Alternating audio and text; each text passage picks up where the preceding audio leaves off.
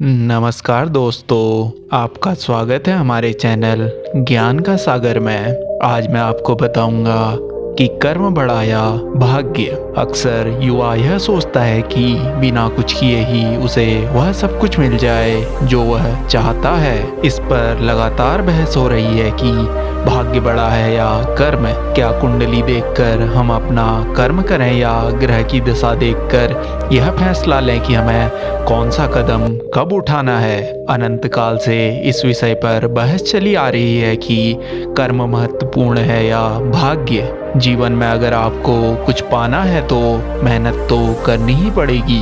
मंजिल उन्हीं को मिलती है जो उसकी ओर कदम बढ़ाते हैं। महाभारत में जब अर्जुन ने कुरुक्षेत्र में युद्ध में अपने स्वजनों को अपने सामने खड़ा पाया तो उसका शरीर निस्तेज हो गया, हाथों से धनुष छूट गया, प्राणहीन मनुष्य के समान वह धरती पर गिर गया। तब भगवान श्री कृष्ण ने उसे गीता के कर्म ज्ञान का उपदेश दिया। भगवान ने अर्जुन से कहा कि राज्य तुम्हारे भाग्य में है या नहीं यह तो बाद में, तुम्हें पहले युद्ध लड़ना पड़ेगा, तुम्हें अपना कर्म तो करना ही पड़ेगा, अर्थात स्वजनों के खिलाफ युद्ध तो लड़ना ही पड़ेगा। तुलसीदास जी ने रामचरितमानस में लिखा है कि कर्म प्रधान विश्व करी राखा, अर्थात युग तो कर्म का है। इसका अर्थ यह हुआ कि हम अपना कार्य करें, फल की चिंता बाद में करें। किसान जब खेत में बीज बोता है तो उसे यह पता नहीं होता कि बारिश होगी या नहीं, जमीन में बीज से अंकुर फूटेगा या नहीं, अगर पौधे आ भी गए तो उनमें फल आएंगे या नहीं। लेकिन किसान बीजों को जमीन में बोता है और फसल की चिंता ईश्वर पर छोड़ देता है।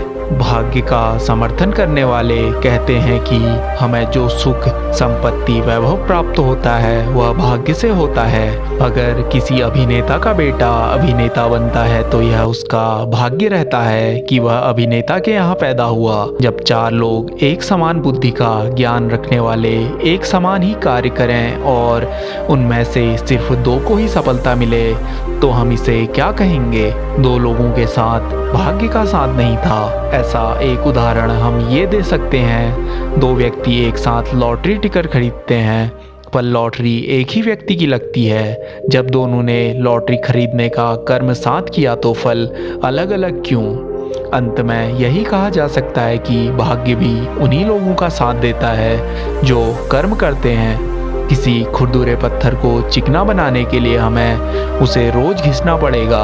ऐसा ही जिंदगी में समझें, हम जिस भी क्षेत्र में हों, स्तर पर हों, अपना कर्म करते रहें बिना फल की चिंता किए। जैसे परीक्षा देने वाले विद्यार्थी परीक्षा देने के बाद उसके परिणाम का इंतजार करते हैं। यह एक अंतहीन बहस है कि भाग्य बड़ा या कर्म। इसके बारे में सबके पास अपने अपने तर्क हैं, लेकिन हर हाल में हमें सकारात्मक सोच के साथ जीवन में कुछ उल्लेखनीय करने के लिए प्रेरणा लेनी चाहिए। आज की वीडियो में इतना ही था। अगर यह आपको अच्छी लगी तो हमारे चैनल को सब्सक्राइब करें और वीडियो को लाइक करें। धन्यवाद।